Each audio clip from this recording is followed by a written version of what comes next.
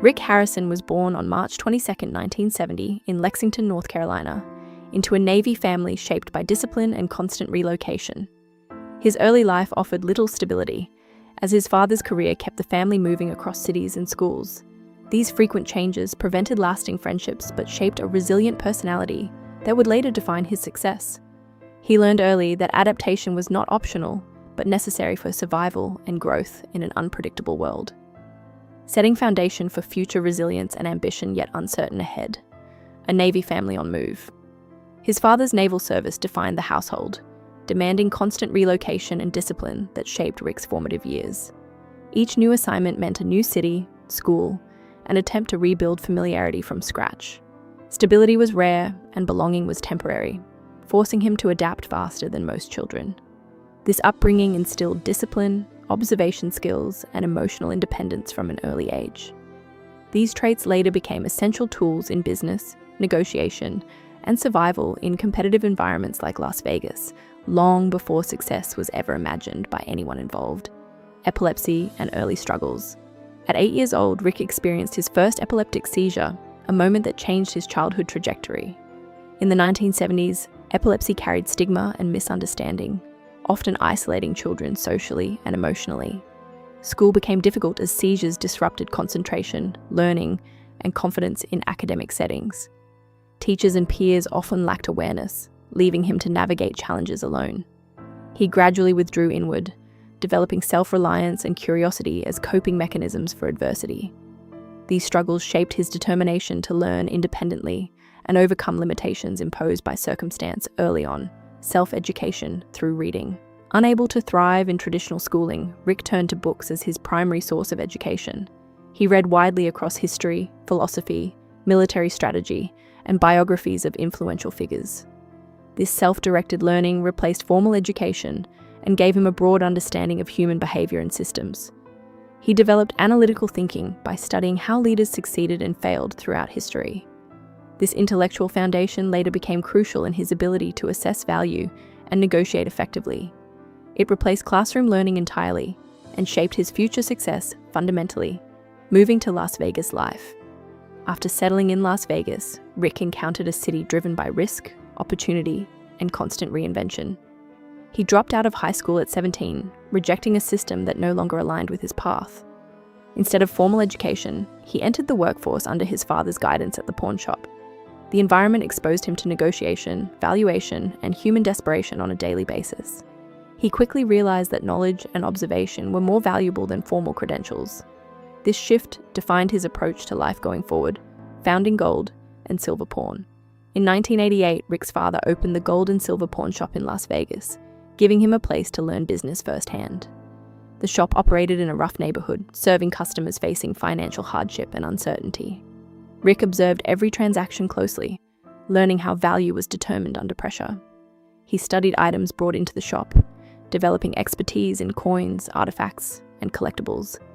This hands-on experience became the foundation of his business instincts and negotiation style. It was education through reality, rather than theory or classroom instruction. Struggles building early business. The early years of the pawn shop were marked by financial instability and constant uncertainty about survival. Revenue fluctuated, and many months ended with barely enough to cover expenses and payroll. Rick balanced business pressures with personal challenges, including marriage and fatherhood responsibilities. His first marriage struggled under financial stress and long working hours.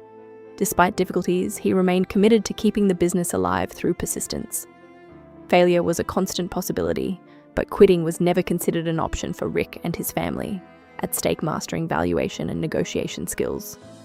Over time, Rick developed exceptional skill in assessing the value of diverse objects brought into the shop.